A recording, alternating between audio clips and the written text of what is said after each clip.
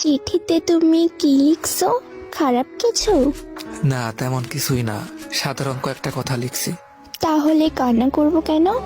তুমি তো একটা পাগলি, অল্পতেই কান্না করে ফেলো, তাই বলছি। আচ্ছা যাই হোক, রেহানা, তুমি কি জানো আমার সবচেয়ে বেশি মন খারাপ কখন হয়? কখন? তোমার চোখের পানি দেখলে। খারাপ কিছু যে কান্না করব? ঠিক আছে, কান্না করব না। হাসান, তোমার কি মন খারাপ? না। আচ্ছা, একটা কথা বলবো, শুনবা? আচ্ছা শুনবো, বলো।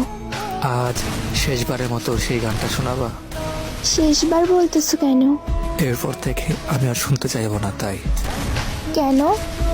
আরে আজকের পর থেকে রেগুলার তুমি নতুন নতুন একটা করে গান শোনাবা। এক গান আর কতদিন ভালো লাগে বলো? ও আচ্ছা। হ্যাঁ, আর শোনো, কখনোই মন খারাপ করবা না, ঠিক আছে? মন খারাপ করব কেন? না, এমনিতেই আর কি বললাম। তোমার কি হয়েছে আমাকে বলো প্লিজ। আরে পাগলি, তেমন কিছুই না। আচ্ছা ঠিক আছে, রাত অনেক হয়েছে, এখন ঘুমাও। আচ্ছা ঠিক আছে, তুমি ঘুমাও। আচ্ছা শোনো, বলো। অনেক ভালোবাসি তোমাকে। আমিও তোমাকে অনেক ভালোবাসি। পরদিন সকালে রেহানা তার বান্ধবীকে নিয়ে হাসানদের বাসায় যায়। যাওয়ার পরে দেখে বাসায় অনেক ভিড়, আর সাদা কাফনে জড়িয়ে কে জানে শুয়ে আছে। রেহানা জিজ্ঞেস করলো, এইটা কে? একটু পরে পাশ থেকে কে যেন উত্তর দিল, এটা হাসান, ও আর এই পৃথিবীতে নেই। এইটা শোনার পর রেহানা একটা চিৎকার দিয়ে ওইখানে জ্ঞান হারিয়ে ফেলে। টানা 3 ঘন্টা পর রেহানার জ্ঞান ফিরে সে আর কোনো কিছু না ভেবে ডাইরেক্ট হাসানের রুমে চলে যায়। যাওয়ার পরে ওর কথা অনুযায়ী একটা বক্স পাই। বক্সটা খোলার পরে ওখানে একটা চিঠি পাই। চিঠিটা পাওয়া মাত্র চিঠিটা খুলে পড়া শুরু করে।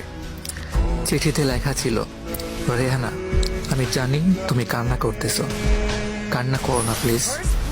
আচ্ছা রেহানা, তোমার কি মনে আছে তুমি একটা শাড়ি পছন্দ করছিলা? তোমার কি মনে আছে, লাল রঙের? তখন আমার কাছে টাকা ছিল না, সেই জন্য ওই সময় আমি কিনে দিতে পারি নাই। শাড়িটার দাম ছিল 2050 টাকা।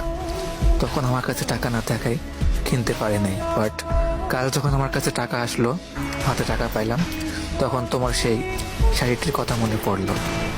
কিন্তু যে দোকানে শাড়িটি পছন্দ করছিলাম, সেই দোকানে অনেক খোঁজাখুঁজির পরেও শাড়িটি পেলাম না। পুরো মার্কেট খুঁজে অনেক কষ্টে সেই শাড়িটি পাইছি। পাওয়ার পরে দেখো, ওটা তোমার জন্য